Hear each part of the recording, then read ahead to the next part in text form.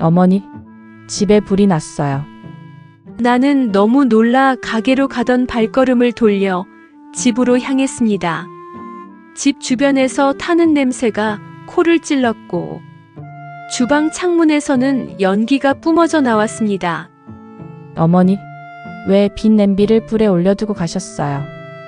제가 빨리 보고 신고해서 다행이에요. 내가 그랬다고?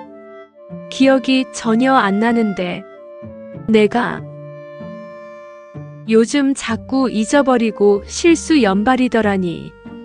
나 이제 남편 곁으로 가야 할 때가 된 걸까? 안녕하세요. 지난밤은 어떻게 보내셨나요?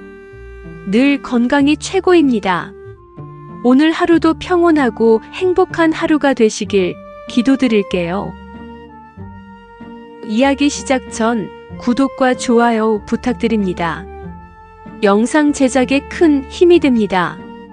오늘도 당신의 이야기처럼 가슴에 스며드는 사연. 지금 당신의 속풀이 극장 시작합니다. 사람들이 제 인생을 보고 그러더군요. 어떻게 그 험한 세월을 혼자서 다 버텼냐고요. 그럴 때면 저는 그저 조용히 웃습니다. 버틴 게 아니라 버틸 수밖에 없었던 거라고요. 33, 저는 두 아들을 안고 남편의 영정 앞에 서 있었습니다. 교통사고, 그 짧고 허망한 한 줄로 제 남편은 이 세상에서 사라졌고 그 순간부터 저는 두 아이의 전부가 되었습니다. 아이들을 키우기 위해선 돈이 필요했고 저는 손에 남은 게 뭔지를 생각했습니다. 남편과 함께했던 장사 경험, 그리고 누구보다 자신 있었던 국물 맛. 그래서 선택한 게 국밥이었습니다. 처음엔 테이블 2개짜리 작은 가게 하나였습니다. 시장 한켠 좁은 뒷골목. 거기서 소머리를 삶고 깍두기를 담그고 김이 모락모락 나는 국밥을 퍼내며 하루를 시작했죠. 새벽 4시에 일어나 장을 보고 종일 솥 앞에 서 있다 보면 하루가 훌쩍 갔습니다. 그렇게 쌓은 돈으로 결국 시장 골목 안 조금 더 커진 점포를 하나 구할 수 있었어요. 만나국밥. 제 인생 첫 간판이었고 그 이름 하나에 제 청춘과 고생과 희망이 다 담겨 있었습니다. 작은 가게는 단골들로 가득 찼고 일손이 바빠지면서 사람을 쓰기 시작했고 저는 점포를 하나 더 내게 되었습니다. 30년쯤 그렇게 달려오다 보니 제 통장엔 적지 않은 예금이 남아 있었고 시장 안 건물 2채를 제 명의로 갖게 됐습니다. 제 나이도 70을 바라보고 있었습니다. 몸이 예전 같지 않으니 이제는 좀 내려놔야 하지 않을까 하는 생각이 들었습니다. 두 아들 중 누구에게 맡기면 좋을까 고민하던 어느 날 큰아들 경수가 말했습니다. 엄마, 제가 할게요. 그 눈빛엔 망설임이 없었습니다. 그때부터 경수는 매일 새벽 5시에 가게 문을 열었습니다. 처음엔 서툴렀지만 국물 맛도 다대기 비율도 차차 손에 익어갔습니다. 손님들도 말했습니다. 아드님이 있어 든든하시겠어요. 사장님, 이제 마음 놓고 물려주셔도 되겠어요. 하지만 저는 쉽게 마음을 놓을 수 없었습니다. 30년을 일군 가게를 넘긴다는 건 생각보다 훨씬 어려운 일이었습니다.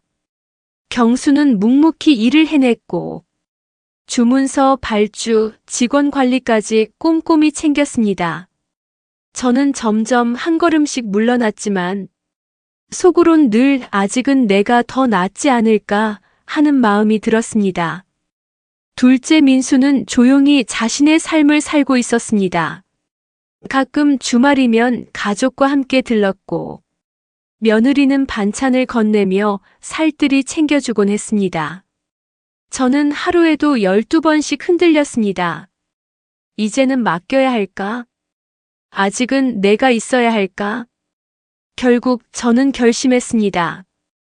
완전히 손을 떼는 건 아니지만 조금씩 줄여나가자. 그렇게 저는 여전히 가게의 주인이었습니다. 경수가 일하는 모습을 보는 사람마다 칭찬을 아끼지 않았습니다. 장남이 이렇게 듬직하니 사장님은 좋으시겠어요. 아드님한테 배우고 싶어요. 일처리도 깔끔하고 인사도 잘하고. 그 말에 저는 웃으며 대답했지만 속으로는 경수보다 더 일찍 일어나 가게 문을 여는 제 자신을 떠올렸습니다. 어느 날은 새벽에 가게 문을 여는 경수보다 먼저 냄비를 올리고 육수를 우려내고 있었습니다. 경수가 놀란 눈으로 말했죠. 엄마, 제가 한다고 했잖아요. 그 말에 저는 그냥 웃기만 했습니다. 그게 제 하루였고 제 습관이었고 제 인생이었으니까요.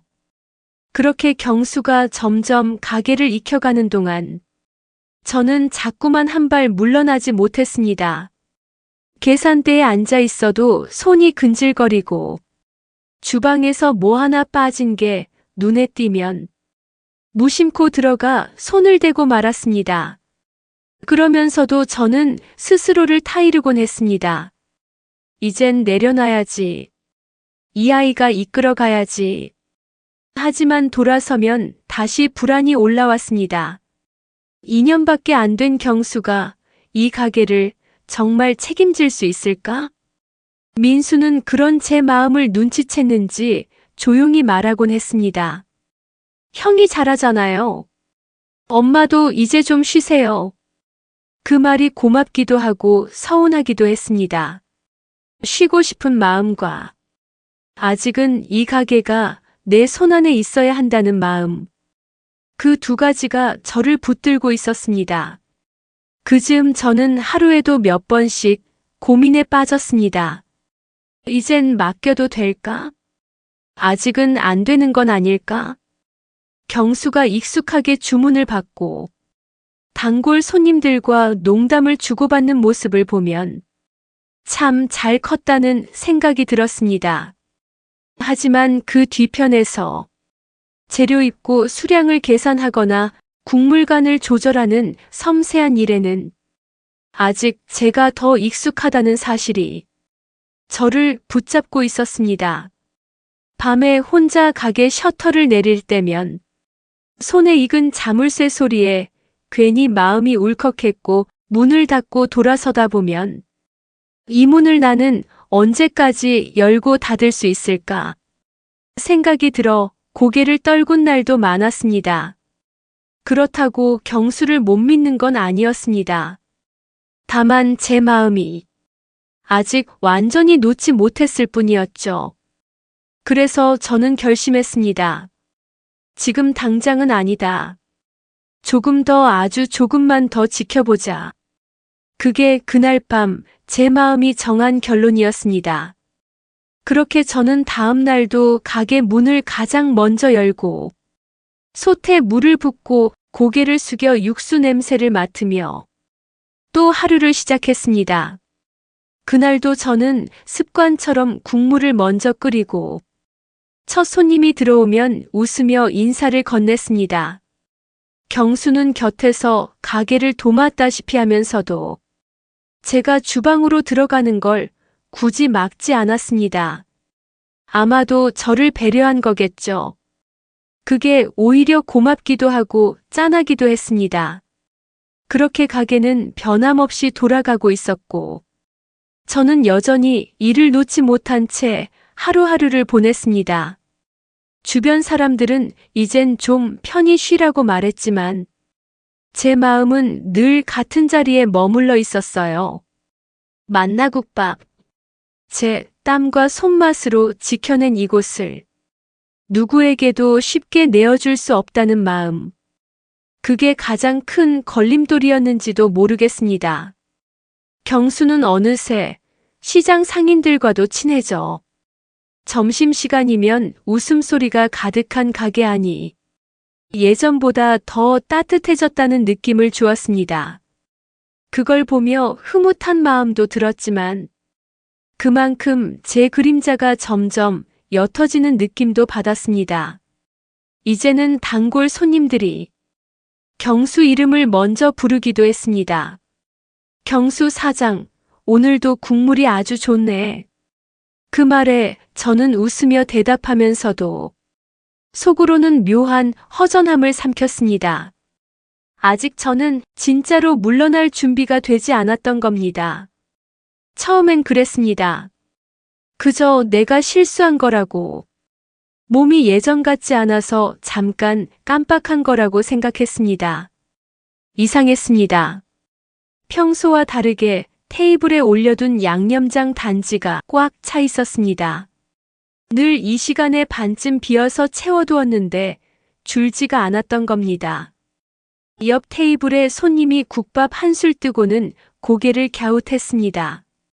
사장님, 오늘 국물 맛이 좀 다르네요. 그 말에 저는 당황해 얼른 주방으로 들어갔습니다. 경수야, 혹시 다대기 잘못 섞은 거 아니냐? 아니요, 엄마가 어제 만든 거 그냥 썼어요. 혹시 엄마가 뭐 빠뜨리신 건 아니에요? 그 말에 저는 아무 대꾸도 못하고 고개만 끄덕였습니다. 그날 이후로 이런 일이 자꾸 생겼습니다.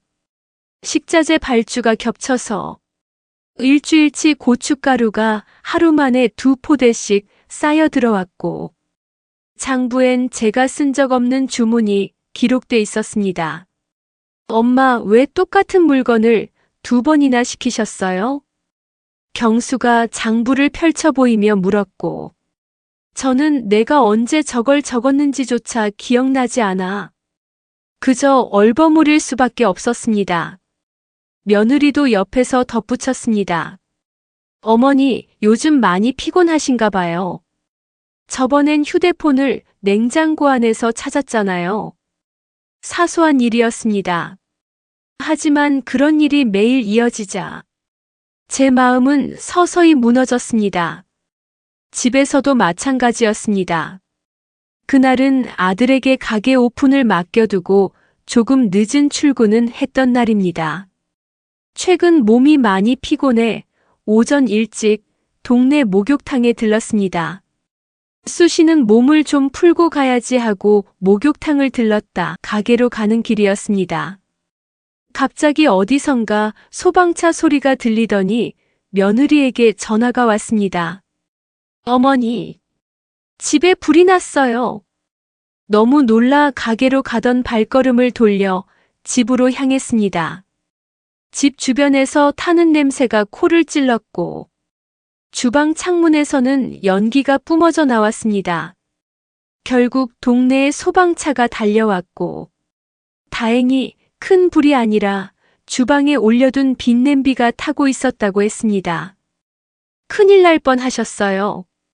초기에 발견되어서 정말 다행입니다. 며느리가 절 보고는 다가와 말하네요.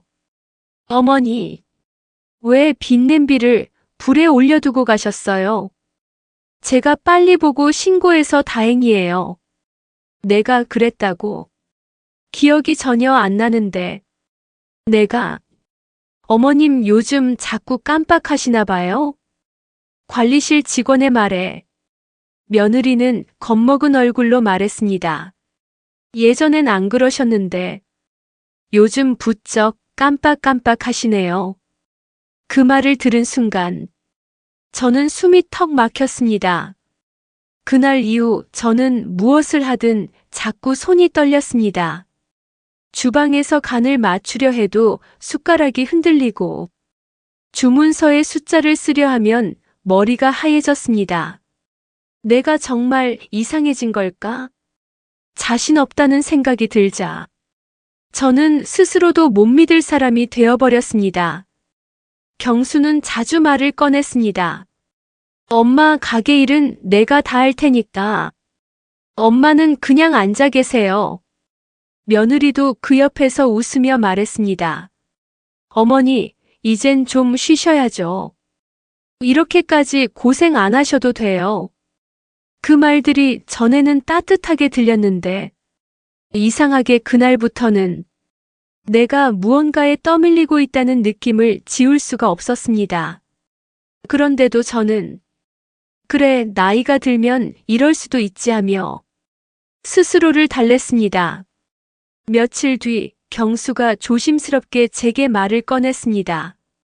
엄마 명예 이전 생각해 보셨죠? 제가 이제 실무는 거의 다 맡고 있으니까 이참에 정리해 두시는 게 좋을 것 같아서요. 그 말에 저는 가만히 고개를 끄덕였습니다. 자신 없다는 마음이 그날따라 유난히 저를 짓눌렀기 때문입니다. 그날 밤 저는 장롱에서 서류를 꺼내고 앉아 이제는 이걸 넘길 때가 됐지. 애들이 잘 살아야지 하며 자리에 앉아 도장을 꽉 눌러 찍었습니다. 그 순간 왜인지 모르게 눈물이 났습니다. 며칠 후 늘 하던 대로 국밥집에 나서려다 지갑을 안 들고 나왔다는 걸 깨달았습니다. 아이고, 내 정신 좀 봐라. 작게 중얼이며 엘리베이터 버튼을 눌렀는데 그날따라 엘리베이터는 한참을 내려오지 않았습니다. 1층에서 기다리다 지쳐 그냥 계단으로 오르기로 했습니다. 천천히 숨을 고르며 5층, 6층으로 발걸음을 옮기는데 그 중간 즈음에서 익숙한 목소리가 들려왔습니다. 엄마, 걱정 마. 이제 곧 국밥집도 우리 거야. 계획대로 1년 넘게 치매처럼 보이게 했더니 주변 사람들도 다 그렇게 생각하고 있어. 이제 명예 바꾸면 바로 팔고 정리해서 이민 가면 돼. 숨이 멎는 줄 알았습니다. 말하는 사람은 제 며느리였습니다. 그런데 통화 상대가 친정엄마였습니다. 저는 계단벽에 바짝 붙어 숨을 죽였습니다. 남편도 이제 지쳐 있어. 엄마 말대로 이럴 거면 빨리 털고 나오는 게 맞지. 이 집도 이제 내 이름으로 돼 있고 국밥집도 시간 문제야. 저는 두 다리에 힘이 풀려 그 자리에서 그대로 주저앉았습니다. 그 자리에 앉은 채 저는 숨도 제대로 쉬지 못한 채 그녀의 발소리가 멀어질 때까지 기다렸습니다. 그리고 천천히 몸을 일으켜 계단을 따라 올라가면서도 내가 방금 들은 게 정말 현실이 맞는지 믿을 수가 없었습니다. 방 안에 들어와 문을 닫고 가방을 내려놓자 눈물이 왈칵 쏟아졌습니다. 이 모든 게 계획이었구나. 내가 점점 무너져가는 걸 지켜보며 내가 자책하게 만들고 내가 스스로 포기하게 만들고 그렇게 해서 내 인생을, 내 가게를 조용히 가져가려 했던 거구나. 어떻게 나한테 이럴 수가 있어. 혼잣말을 하며 책상 위에 올려뒀던 도장과 서류를 바라봤습니다. 이제 와서 되돌릴 수 있을까? 아니, 이미 다 끝난 건가? 그날 밤 저는 잠을 이루지 못했습니다.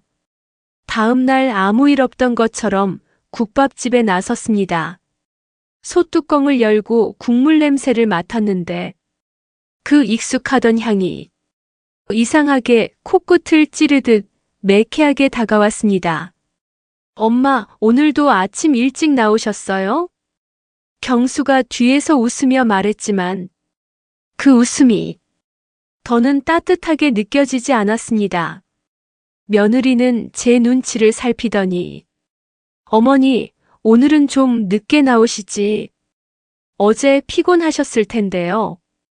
하며 저를 끌듯 안으로 들어가게 했습니다. 저는 아무 말 없이 주방 뒤편 의자에 앉아 있었습니다. 그 둘이 주방에서 무언가를 분주히 정리하는 모습을 묵묵히 바라만 보았습니다. 그 순간 제 가슴 속에 또 다른 목소리가 들려왔습니다. 이 가게는 내 인생이다. 누구에게도 어떤 말도 없이 그저 조용히 뺏길 순 없다. 그날 저는 아무도 모르게 법무사에게 전화를 걸었습니다. 명의 이전 아직 등기 마무리 안 됐죠? 네. 최종 처리 전 단계입니다. 변경하실 일 있으십니까? 저는 고개를 끄덕이며 말했습니다. 잠시 보류해 주세요. 일부 서류 다시 확인하고 싶습니다. 그 말이 제 입에서 나오는 순간 저는 다시 저 자신을 찾은 기분이었습니다. 가게 일을 마치고 집으로 돌아온 저녁. 저는 오랫동안 거울 앞에 앉아 있었습니다. 거울 속에 비친 제 얼굴은 낯설 정도로 지쳐 보였고 눈과 주름이 부쩍 깊어져 있었습니다. 내가 이토록 흔들렸구나. 그동안 경수와 며느리의 말 한마디, 작은 실수 하나에도 어쩌면 너무 쉽게 나를 탓했는지도 모릅니다. 스스로 늙었다고 무능하다고 내가 나를 먼저 포기했는지도 모르죠. 그날 밤 저는 작은 수첩을 꺼내 지금까지 있었던 일들을 하나하나 써내려갔습니다. 다대기 문제, 발주 사고, 냄비 태운 날, 그리고 며느리의 통화 내용까지 그 하나하나가 더는 우연이 아님을 증명해주고 있었습니다. 그날 밤 저는 뜬 눈으로 밤을 새웠습니다. 불 꺼진 방 안 전등도 켜지 않은 채 침대에 앉아 꼼짝없이 그동안 있었던 일들을 되새기고 또 되새겼습니다. 처음 국밥 맛이 변했다는 손님의 말, 기억나지 않는 발주 내역, 사라진 칼과 주방 물품들, 그리고 집 안 가득한 연기 속에서 내가 범인처럼 몰렸던 그날의 공포까지 그 모든 조각들이 하나로 이어지는 순간 제 몸에 소름이 돋았습니다. 이건 실수가 아니었어. 다 계획된 거였어. 숨을 삼키며 가슴 속에 남아있던 분노를 눌렀습니다. 울지 말자. 약한 척 하지 말자. 이제는 내가 나를 지켜야 하니까. 다음 날 아침, 저는 민수에게 연락도 하지 않은 채 혼자 시장으로 향했습니다. 가게 문을 열기 전에 주방 곳곳에 설치된 CCTV 녹화 장치를 확인했습니다. 며느리가 주방에 들어와 다대기통을 건드리는 장면이 몇 번이고 반복되어 있었습니다. 이걸 왜 이제야 봤을까? 그리고 바로 사무실로 올라가 발주장부와 거래 내역을 정리했습니다. 도무지 기억에 없는 물품 주문, 물류회사에서 찍힌 입고 사진, 거기에 적힌 수량 확인 사인. 그 사인도 제 필체가 아니었습니다. 그날 오후 저는 병원에 갔습니다. 대학병원 신경과에 정밀 검사를 예약했고 그 결과를 받기까지 며칠 동안 마음을 졸이며 기다렸습니다. 검사 당일 의사는 제게 진지한 얼굴로 말했습니다. 환자분 연령 대비 인지 기능 매우 양호하십니다. 치매 관련 소견은 전혀 없습니다. 순간 온몸에 힘이 빠졌습니다. 그리고 곧 참았던 눈물이 왈칵 쏟아졌습니다. 나는 멀쩡했다. 그 어떤 의심도 혼란도 전부 누군가가 의도적으로 만든 것이었다. 병원을 나와 택시를 타고 오는 길, 저는 핸드폰을 꺼내 민수에게 전화를 걸었습니다. 엄마, 왜요? 어디세요? 민수야, 나 지금 병원이야. 치매 검사 받고 왔는데 결과 나왔어. 아무 이상 없대. 잠시 침묵이 흐르더니 민수는 분노에 찬 목소리로 말했습니다. 형이 엄마한테 그런 짓을 했다고요? 도대체 왜 어떻게 사람이? 그 말에 저는 그저 조용히 이제 우리도 준비하자. 더는 당하고만 있지 않을 거야. 하고 대답했습니다.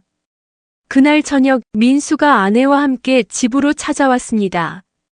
저는 두 사람을 마주 앉혀 그동안 제가 확보한 자료들을 하나씩 꺼내 보여주었습니다. 이게 CCTV야. 큰애가 다대기통 만지는 장면이 다 찍혀 있어. 민수의 아내는 손으로 입을 가렸고 민수는 주먹을 꽉 쥔 채 아무 말도 하지 않았습니다. 그 다음엔 병원 진단서, 그리고 위조된 장부 내역, 서류상의 서명 비교 자료까지 모두 꺼내어 테이블 위에 나열했습니다. 이걸로 명예 이전을 멈췄어. 아직 완전히 넘어가진 않았더라고. 민수는 낮게 한숨을 쉬더니 말했습니다. 엄마, 진짜 이건 용서하면 안 되는 일이에요. 저는 조용히 고개를 끄덕였습니다. 이제 우리도 준비하자. 법무사 통해서 가게 사업차 변경을 중지하고 변호사 찾아서 재산 보호 신청 넣을 거야.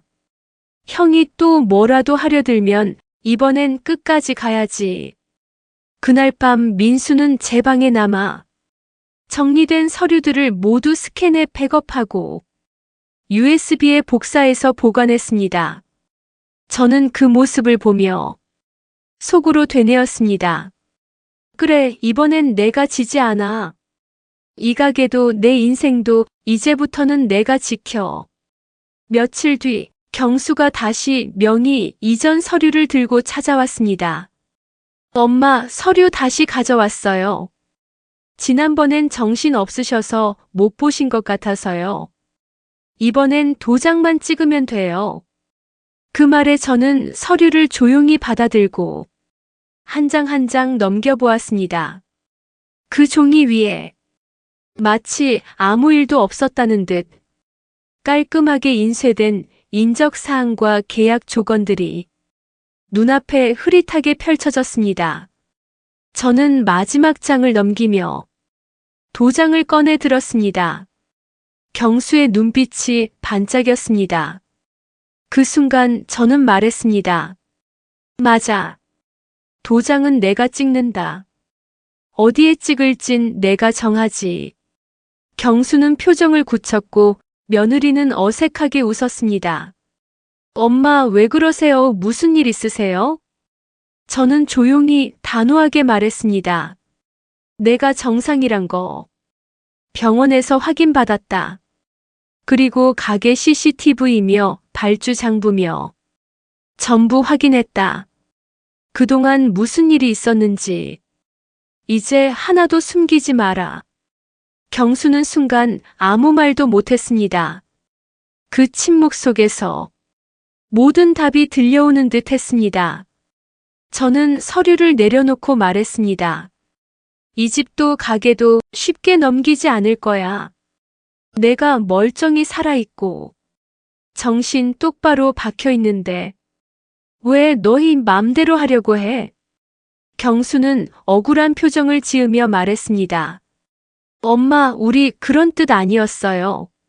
엄마가 자꾸 실수하시니까 걱정돼서 그랬던 거예요. 우리가 뭘 어쨌다고. 그 말에 저는 쓴웃음을 지으며 말했습니다. 정말? 그럼 다대기에 재료 빠뜨려서 손님들 헷갈리게 한 건? 장부에 내 서명 위조한 건? 집에 불 낸 사람이 나라고 속인 건? 그건 다 걱정해서 나온 행동이었겠지? 경수는 더는 말을 잇지 못했습니다. 며느리는 고개를 푹 숙인 채 말했습니다. 어머니, 죄송해요. 전 그냥 남편이 하자는 대로 했어요. 그 말을 들은 순간 그동안 제 안에 눌려있던 분노가 참을 수 없이 치밀어 올랐습니다. 남편이 하자면 다 해. 내가 너희에게 뭘 그렇게 잘못했니? 도와주고 믿고 다 맡겼던 내가 이렇게 돌아와야 돼? 목소리가 떨렸습니다. 그러나 저는 울지 않았습니다. 그날 저는 말했습니다. 당장 이 집에서 나가. 그리고 가게에도 당분간 얼굴 비추지 마. 경수는 한참을 말없이 앉아 있다가 결국 자리에서 일어났습니다. 알았어요, 나갈게요. 근데 엄마 나중에 후회하지 마세요. 그 말에 저는 냉정하게 말했습니다. 후회는 네가 하게 될 거다. 내가 왜 이렇게까지 했는지. 그 이유를 평생 안고 살아야 할 거야. 며느리는 말없이 뒤따라 나갔습니다. 문이 닫히는 소리에 제 안에 남아있던 마지막 미련도 함께 사라지는 것 같았습니다. 그날 밤 민수가 다시 집에 왔습니다. 저는 아무 말 없이 조용히 민수를 안았습니다. 엄마 수고하셨어요. 정말 잘하셨어요. 그 말에 저는 처음으로 긴 한숨을 내쉬며 말했습니다. 민수야, 이젠 엄마 혼자가 아니라 우리가 함께 지켜야 할 것들이 있어. 이 가게도 이 집도 그리고 너희의 미래도. 민수는 말없이 고개를 끄덕였습니다. 그 밤은 유난히 조용했고 별이 또렷하게 보이던 하늘 아래 저는 마음속으로 다짐했습니다. 이제부터는 절대 누구에게도 휘둘리지 않겠다고. 내가 살아온 세월, 그 모든 시간을 내 손으로 지켜내겠다고. 다음 날 저는 가게 문을 열며 주방 한복판에 서 있었습니다. 언제나처럼 솥뚜껑을 열고 국물이 끓는 소리를 들었고 그 순간 이 공간이 얼마나 소중한지 다시 한번 느꼈습니다. 그동안 얼마나 무심했는지, 얼마나 쉽게 넘기려 했는지 스스로를 책망했습니다. 이 국물은 내가 만든 인생이야. 그 말이 제 입에서 나왔을 때 주방 안 공기가 달라지는 걸 느꼈습니다. 그날 가게에 온 단골 손님이 말없이 저를 바라보다가 말했습니다. 사장님 다시 돌아오신 거죠? 저는 고개를 끄덕이며 말했습니다. 네, 그럼요. 다시 시작하려고요. 그 말에 손님은 조용히 웃으며 말했습니다. 사장님 국물 맛 잊을 수 없어요. 다시 먹게 돼서 반가워요.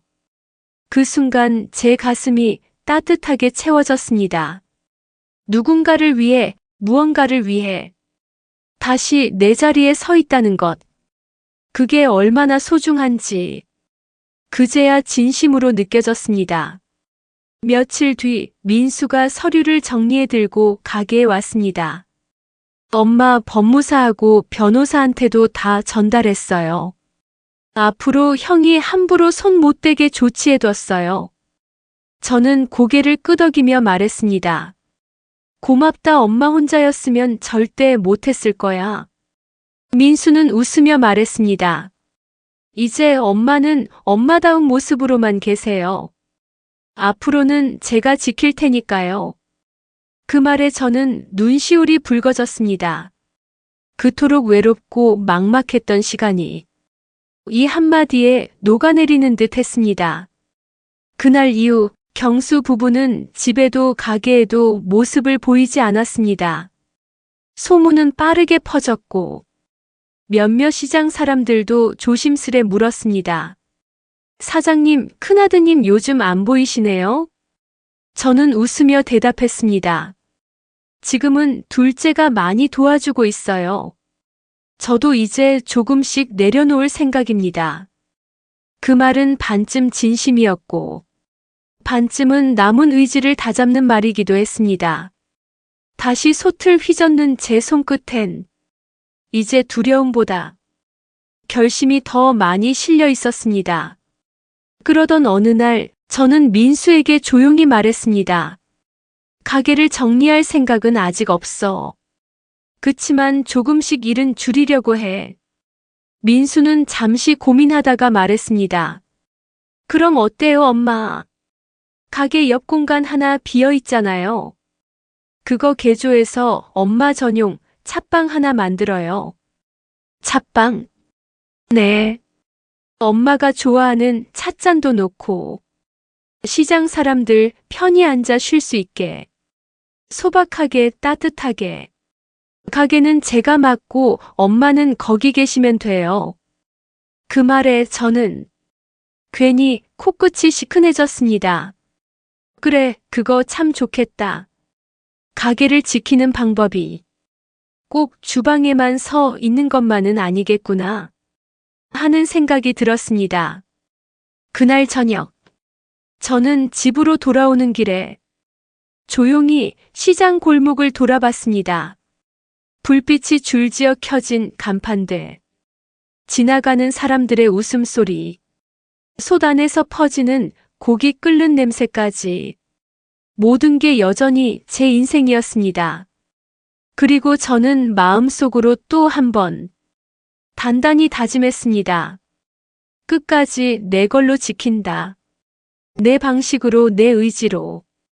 시간이 조금 더 흘러 찻방은 진짜로 완성됐습니다. 민수는 아내와 함께 작은 테이블 두세 개와 따뜻한 조명, 그리고 제가 아끼던 찻잔들을 정성껏 정리해 두었습니다. 찻방에 앉아 창밖을 바라보면 가게 입구가 바로 보였습니다. 제가 오랫동안 서 있었던 자리, 이제는 민수가 맡아 씩씩하게 지키고 있는 모습, 그걸 보는 것만으로도 제 가슴은 따뜻해졌습니다. 찻방엔 하나둘 손님이 들기 시작했고, 시장 상인들도 퇴근길에 들러 차 한 잔 마시고 가는 공간이 됐습니다. 사장님, 이곳 참 좋아요.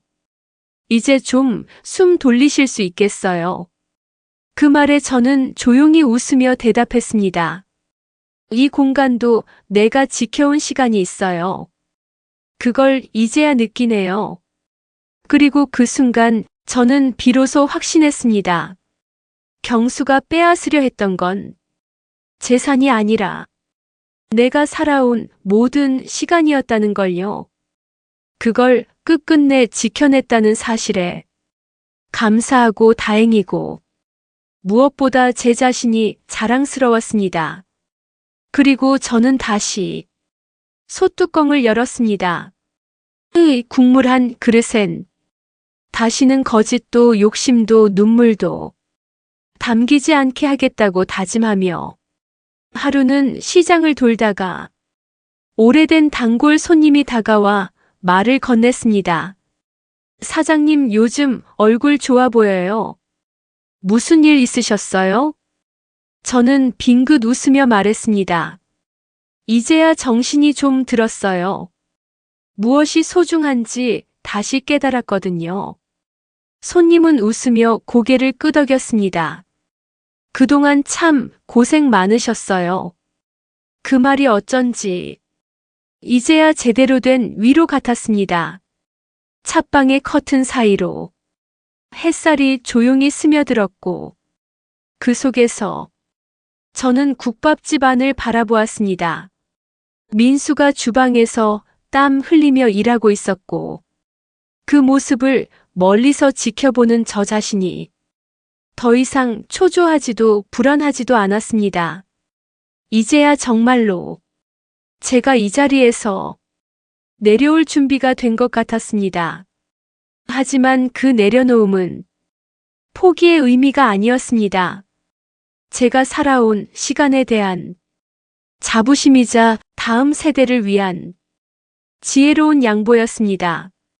그렇게 저는 조용히 눈을 감고 마음속으로 다시 한번 다짐했습니다. 이제부터는 기억 속에 남을 인생을 살자. 흔들림 없이 누구에게도 지지 않고 끝까지 나답게. 국밥집의 간판은 그대로였습니다. 다시 만나국밥.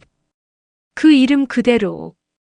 정말 다시 돌아왔다는 걸 손님들이 먼저 느껴줬습니다. 둘째 아들 민수와 며느리가 주방을 맡고 홀을 챙기며 우리 가게는 서서히 활기를 되찾았습니다. 제가 만들던 그 국물, 그 다대기, 그 손맛을 다시금 살려냈고 예전 단골들이 한둘씩 돌아오더니 이젠 가게 문 열기 전부터 줄이 섭니다. 역시 사장님이 있어야 맛이 살아나요. 누가 그런 말을 할 때면 저는 고개를 끄덕이며 말했습니다. 이제는 제 아들 맛이에요. 내 손맛은 전수했거든요. 저는 가게 뒤편에서 깍두기를 썰고 김치를 버무리며 손주들과 함께 소일 삼아 일했습니다. 쉬엄쉬엄 하지만 여전히 제 손이 닿은 재료는 거짓없이 따뜻했습니다. 한편 경수와 첫째 며느리는 끝내 연락이 끊겼습니다. 도시를 떠났다는 말만 들렸고 남겨진 건 카드가, 채무, 그리고 흔적 없는 번호였습니다. 그 이야기를 들었을 때 미안함보다는 안도감이 들었습니다. 적어도 더는 내 삶에 상처를 내지 않겠구나 하는. 이제는 매일 아침 손주들과 시장을 돌며 채소를 고르고 고춧가루를 덜어 담고 생선을 사며 흥정하는 게 제 하루의 시작이 되었습니다. 삶이란 건 결국 소박한 걸 지키는 데서 다시 시작되는 거더군요. 가끔 찻방에 앉아 인터뷰를 하러 온 사람들에게 제 이야기를 해주곤 합니다. 그땐 많이 아팠어요. 사람한테 받은 상처는 약도 없고 연고도 없더라고요. 그러다 조용히 웃으며 말합니다. 하지만 결국 가족이란 건 피가 아니라 끝까지 나를 지켜주는 사람이더군요. 그렇게 저는 다시 삶을 이어가고 있습니다. 조용하지만 따뜻하게 김장을 담그는 날이면 손주들이 고무장갑 낀 손으로 배추를 뒤적이고 저는 그걸 보며 웃습니다. 아이들이 자라서 이 맛을 기억해 주길 바라는 마음. 그건 예전 제가 경수를 처음 업었을 때의 마음과 조금도 다르지 않았습니다. 이젠 집안에서도 웃음이 넘치고 식탁 위엔 반찬이 가지런히 놓입니다. 민수 아내가 담근 나박김치와 제가 만든 깍두기가 나란히 놓였을 때 저는 속으로 생각했습니다. 아, 이게 진짜 가족이구나. 상처는 아물었고 그 자리에 감사가 자리했습니다. 고통을 겪은 만큼 행복이 얼마나 소중한지 알게 되었으니까요. 어떤 날은 문득 찻방 창가에 앉아 지나가는 손님들을 바라보다가 마음속으로 속삭입니다. 이제야 내 삶이 참 따뜻해졌구나. 이제는 누가 묻습니다. 앞으로 뭐 하고 싶으세요? 저는 망설이지 않고 말합니다. 지금처럼 살 거예요. 내가 지켜낸 이 국밥집, 지켜봐준 사람들과 함께 소박하게 그리고 당당하게 그 대답을 하고 나면 제 마음속엔 늘 따뜻한 국물 한 그릇이 피어오릅니다. 그건 제 삶의 맛이니까요. 오늘 이야기 어떻게 들으셨나요? 혹시 당신의 이야기인가요? 아니면 주변 지인의 이야기인가요? 인생을 살다 보면 우리 모두는 각자 사연 속의 주인공입니다. 속풀이 극장은 사람들의 이야기를 듣고 인생의 희로애락을 전해드리는 곳입니다. 당신만의 이야기도 댓글로 남겨주세요. 차마 말하지 못한 이야기들을 속풀이 극장에서 시원하게 보고 듣고 풀고 가세요. 그리고 이런 이야기가 더 보고 싶으시다면 구독과 좋아요, 알림 설정도 꼭 부탁드립니다. 다음 이야기에서도 답답한 당신 마음속을 시원하게 풀 수 있는 이웃들의 사연을 가져오겠습니다. 지금까지 속풀이 극장이었습니다.